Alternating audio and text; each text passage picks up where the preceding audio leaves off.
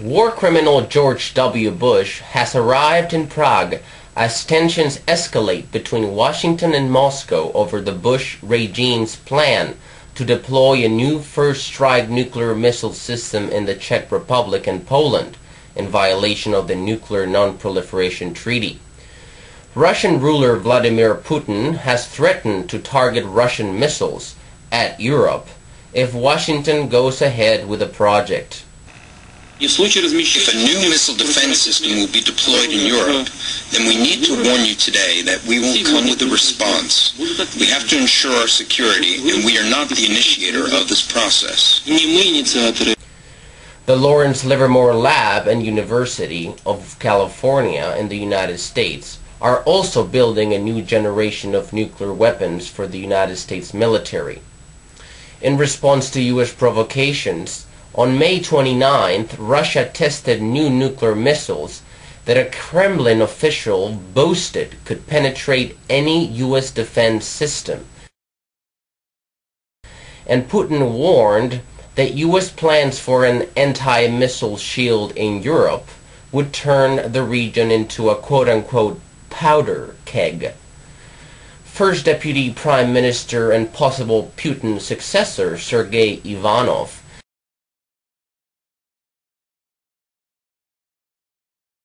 said Russia tested an intercontinental ballistic missile, ICBM, capable of carrying multiple independent warheads, and it also successfully conducted a preliminary test of a tactical cruise missile that he said could fly farther than existing similar weapons.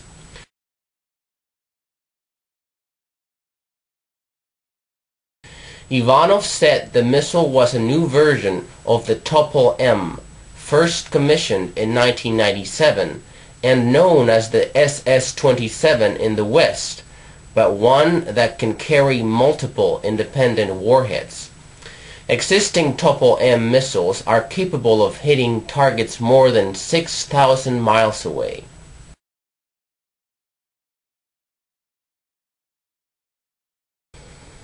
"108 people have been killed in 16 days of fighting between the army and Islamist groups in Lebanon, largely as a result of the standard U.S.-Israeli divide-and-conquer strategy in the Middle East, in which some groups are propagandized, armed and pitted against each other, in an attempt to weaken resistance to U.S.-Israeli domination. Israel's war against the Palestinians continues, as Israeli tanks and troops last night pushed into the outskirts of the southern Gaza town of Rafah,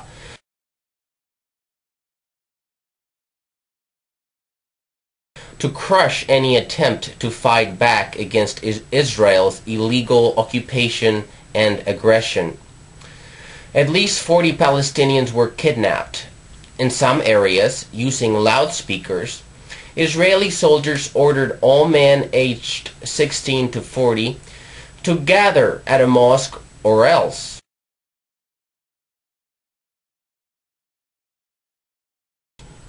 They were then loaded onto a truck and driven to a nearby base, probably to be tortured.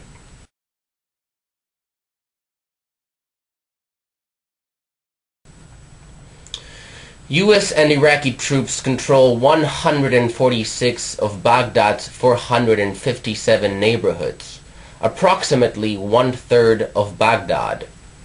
The U.S. is instituting a crackdown in Baghdad and other areas, which is intended to buy time for the U.S. puppet government in Iraq to meet a set of political targets set by Washington.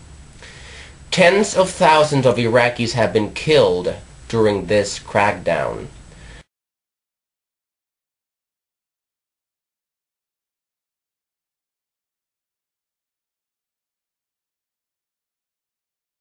According to the Johns Hopkins study released in July 2006, most of known violent deaths in Iraq were caused by U.S. forces, which could likely mean that the U.S. is still the biggest killer in Baghdad and Iraq.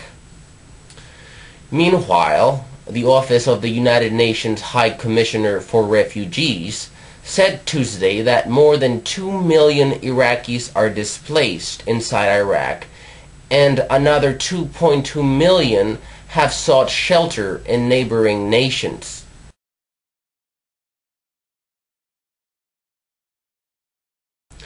There's also been an increase in unemployment among Iraqi women. According to Sarah Muthulak, a spokeswoman for the Baghdad-based Women's Rights Association, discrimination against women today in Iraq is unprecedented.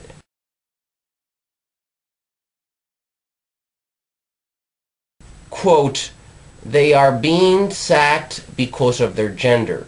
That is unacceptable," end quote, she added. In about 14% of families in Iraq, women are the main breadwinners, and often they care for a large number of children. The increase in unemployment among them means more children without supports.